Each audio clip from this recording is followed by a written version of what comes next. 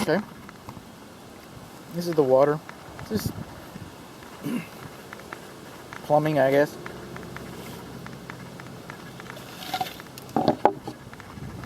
This is the water meter. There's a little red dial in here. It's a lot more sensitive than these numbers up here. And it doesn't really have a flow indicator. You just have this little dial. It's patented. But when I first got here and started setting this all up, I made note where this little mark is because it's very sensitive. More sensitive. I wouldn't say very sensitive. And it hasn't moved. So, to the best of my ability, this meter has passed the meter test. It does not appear that there is a freshwater leak in this house. A drinking water leak in this house.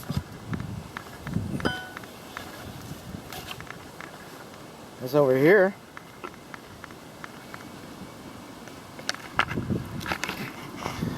is your lawn sprinkler check valve. These are your isolation valves. These are your bleed valves. You're supposed to have a main shutoff valve. What? Do you? Don't tell me. You do. Okay, and this is the main shutoff valve, so you can turn off everything. These are just so you can isolate and turn this off. But if you do have a leak over here, just come and turn this red handle valve off and see if the leak is in your lawn sprinkler system or if it's in the house. The bottom's lined with gravel. That's nice. That's a good thing. Now you're supposed to have 3 inches of clearance underneath here, so you can wrap your hand around that and service it. But that's just about all I'm seeing wrong with this thing. Huh. I'll be. That's a good thing. Now here's another thing, and you're not going to be able to do much about it. But this is your parkway. And this doesn't really belong to you. And while this is part of your utility system and the valve has every right to be in the parkway, the lawn sprinkler system belongs to you. Oh, you'll get a fine for not mowing this. It's really not yours. I don't think. I don't do surveys.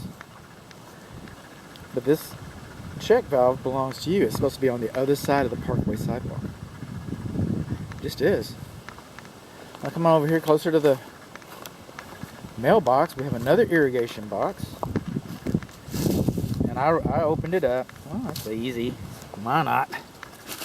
I can't tell what it's for.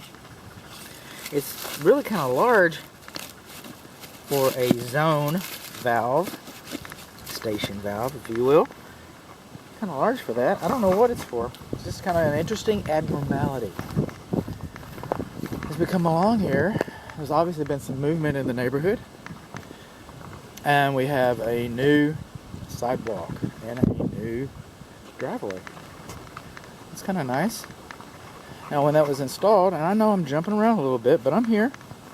Jumping around a little bit. You see these edges around here? It's because they had to put boards, form boards, to pour the cement.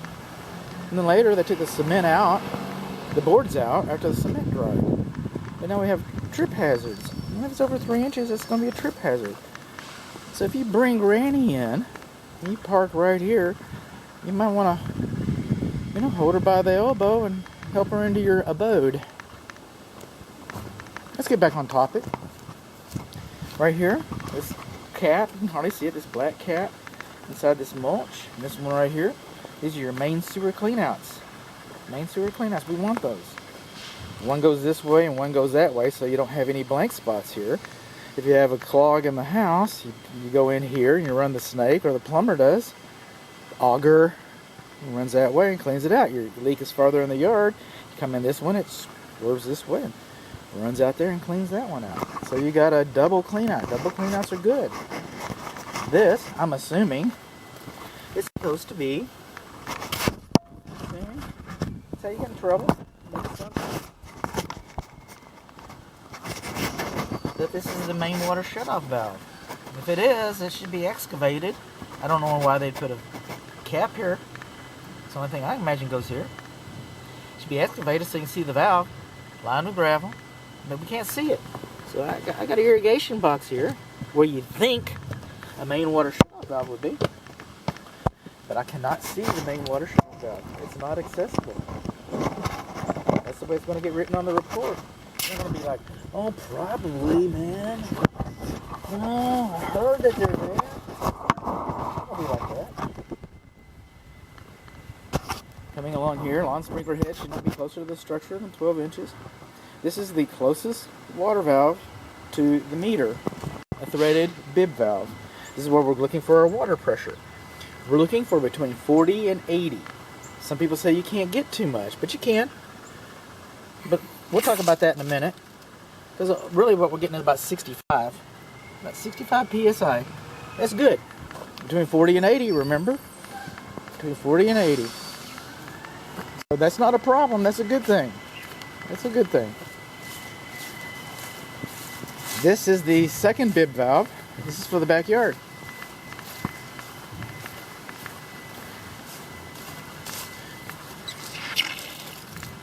You're supposed to have two. At least two. You're supposed to have at least two, and you've got at least two. Another good thing.